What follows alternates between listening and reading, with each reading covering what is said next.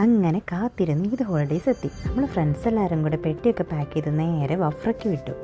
നല്ല aesthetic വൈബുള്ള villa കണ്ടത് നമ്മളെല്ലാവരും ഹാപ്പി ആയിട്ടോ. പിന്നെ നമ്മുടെ കൂടെ ജോയിൻ ചെയ്യാൻ കുറച്ച് പേരോടെ ഉണ്ടായിരുന്നേ. അപ്പോൾ അവരെത്തണ വരേക്കും നമ്മൾ ചുമ്മാ അവിടേക്ക് ഒന്ന് ചുറ്റിക്കറങ്ങി കണ്ടു. എല്ലാ റൂമിലും ഓരോ അടിപൊളി ഐറ്റംസ് ഇരിപ്പുണ്ടായിരുന്നു കേട്ടോ.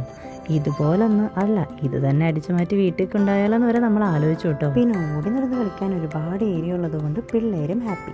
ഹൈഡ് ആൻഡ് സീക്ക് കളിച്ച് നമ്മൾ പരിപാടികൾക്ക് തുടക്കം കുറിച്ചു. ഒരു വലിയ ഹോളായതുകൊണ്ട് തന്നെ ഓടാനും മുളിക്കാനും ഒക്കെ ഇഷ്ടംപോലെ സ്പേസ് ആയിരുന്നു കേട്ടോ. പിന്നെ എത്ര സ്പേസ് ഉണ്ടായാലും ഈ എണ്ണുന്ന ആളുടെ പുറകിൽ നിന്ന് സാറ്റടിക്കാനും വേണം ഒരു കഴിവ്. അങ്ങനെ മെല്ലെ നമ്മൾ ഫുഡടി പരിപാടിയിലോട്ട് കിടന്നു. ഓൾറെഡി കുറച്ച് ഫുഡൊക്കെ നമ്മൾ വീട്ടിൽ നിന്ന് കുക്ക് ചെയ്ത് കൊണ്ടുവന്നിട്ടുണ്ടായിരുന്നെങ്കിലും ഈ ഗ്രില്ല് ചെയ്ത് കഴിക്കുന്നതിൻ്റെ വൈബൊന്ന് വേറെ തന്നെയാണല്ലോ. ഒരു ഗ്യാപ്പ് കിട്ടിയ അപ്പം തുടങ്ങും ക്രിക്കറ്റ് കളി. പിള്ളേരും കൂടെ അവരുടെ കൂടെ കൂടിയിട്ടുണ്ട്. അങ്ങനെ ഇവിടെ ക്രിക്കറ്റ് കളി നടക്കുന്നു, അവിടെ ഗ്രില്ല് ചെയ്യുന്നു.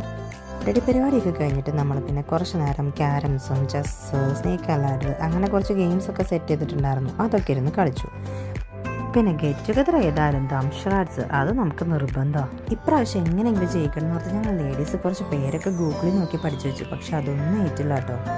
എങ്കിലും നമ്മൾ തന്നെയായിട്ട് ലാസ്റ്റ് വിന്നായത്. അതെങ്ങനെയാ? ഈ ഇരിക്കുന്ന വിശ്വാമിത്രനെ കണ്ട് ചായ അടിക്കുക എന്ന് പറഞ്ഞ ടീംസ് ഇവരുടെ കൂട്ടത്തിലുണ്ടായിരുന്നു. ദംഷറാഡ്സ് ഒക്കെ കളിച്ചു കഴിഞ്ഞാൽ പിന്നെ കുറച്ച് നേരോട് നമ്മൾ അവിടെ ഇരുന്ന് സൊറ പറഞ്ഞിട്ട് ഡേ 1 ഗുഡ് നൈറ്റ് പറഞ്ഞ് നമ്മളങ്ങ് പിരിച്ചുവിട്ടു.